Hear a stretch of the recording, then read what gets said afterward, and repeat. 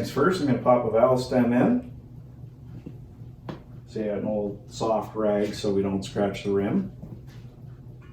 These are, of course, snap-in valve stems. So we have our tool, take it, put our rag over top of the bead of the rim. We will pop our valve stem in, and that has kept us from scratching it.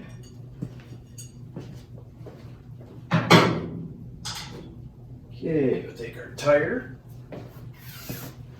and we'll take some lube. Lube our tire up.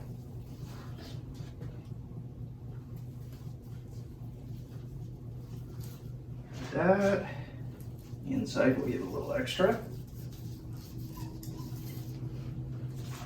And I should be able to basically just put this tire right on by hand or inner bead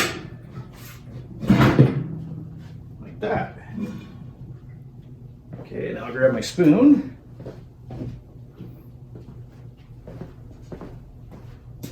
And for these old Coates machines, you can get these guards that actually protect them.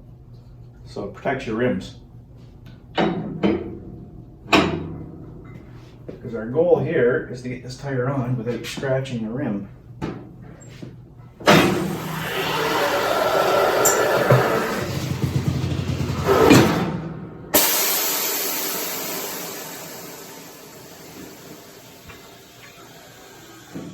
And hopefully that's what we just did. Grab my rag.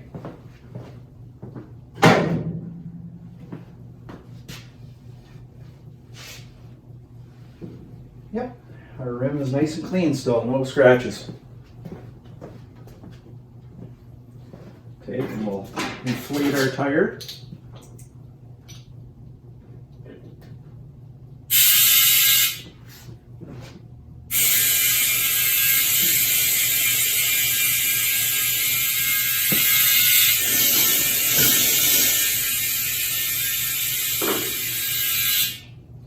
Yeah, this one's going to be stubborn. All the others were easy. Should have known. So we will take and remove the valve stem core, because that'll feed a little more air into it.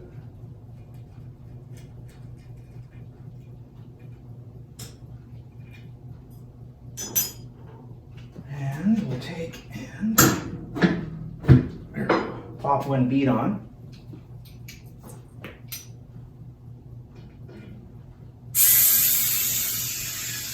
And there it goes.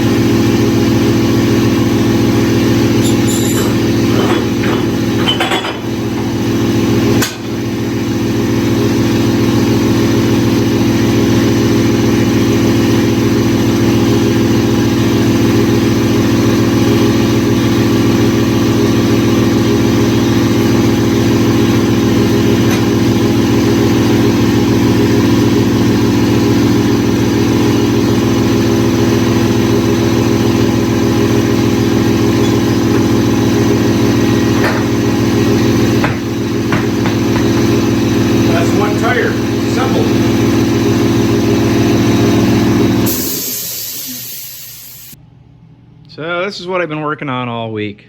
We're into the not so fun portion of the project. So now that it's primed, the next thing I have to do is basically block out the entire truck. Then I can do a little bit of filler work and block that out, and then it'll get another coat of epoxy put on it.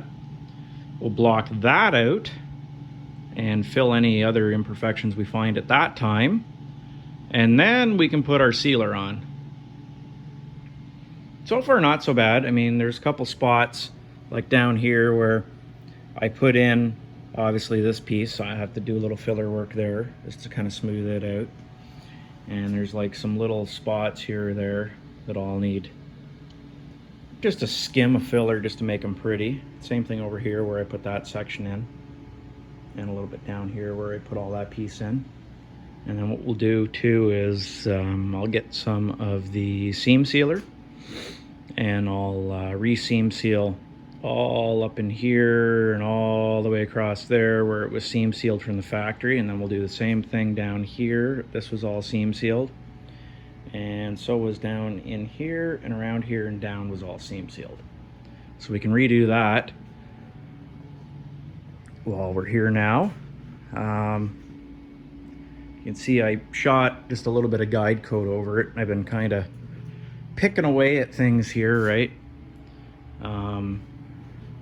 So I started doing this side here, the cab. So anywhere it's still dark, like this, is somewhere that we have to come in and fill, because that's a low spot. So that's where I think there were two little dings here.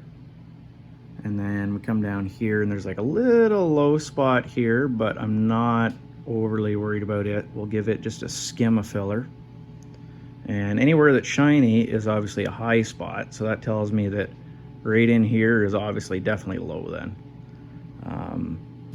Same thing down here where we put our cab corner on. It looks like basically all down this side is a low spot, so it'll get skimmed. And then down in here, I can't even remember where I put the cab corner in on this side. Oh, right here. Right? So it's low here, it's low here, and the rest is high.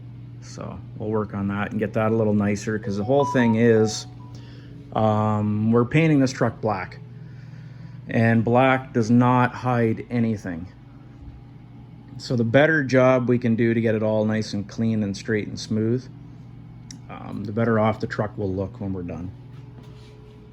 And now is the time to spend the time, because in reality, I've seen a lot of really nice paint jobs, and as you got up close to them, you can see the imperfections in the body work.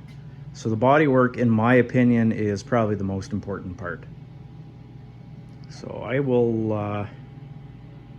don't think you guys want to watch me sand crap. That's got to be boring as hell.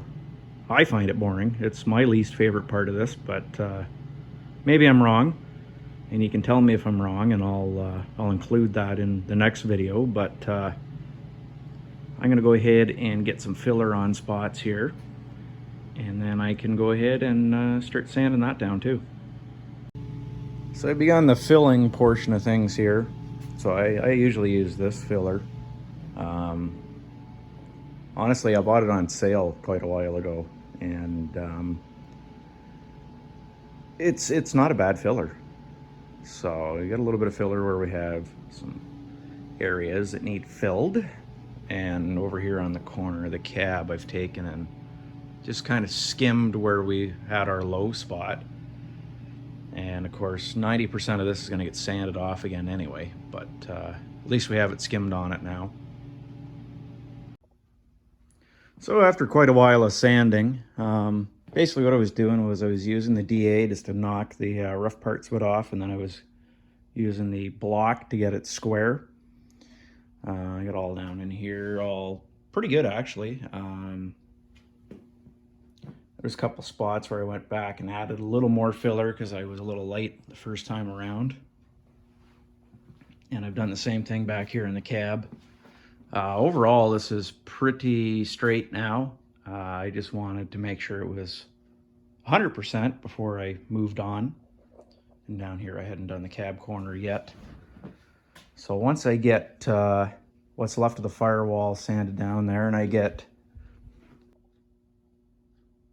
this part of the cab sanded square, I'll move on to the rocker panel on this side, and we'll do all inside the top of the rocker here, and we'll sand all the inside of the pillar here. And from there, we will move on to the A pillar, which I've already given sand, I just have to add filler to it and sand that. And once we have that done, we'll move over to the driver's side and we'll just continue on around the truck. So, not as exciting of a video as well, as it could have been, but you know what? Not every part of a restoration is exciting. In fact, this is where a lot of the time is spent on a restoration, is on the paint and body. And in our case, we're working on the body right now. And when it comes to painting a vehicle, the preparation and the body work are probably about, I want to say 75 or 80% of how the paint job turns out. You know, obviously matching your substrate to your base coat and then your base to your clear, that obviously will help in making sure you're using the right tools and equipment at the right pressures. But a lot of it comes down to the surface that you're applying those finishes to. So until next week, thank you for watching, and hopefully we see you again.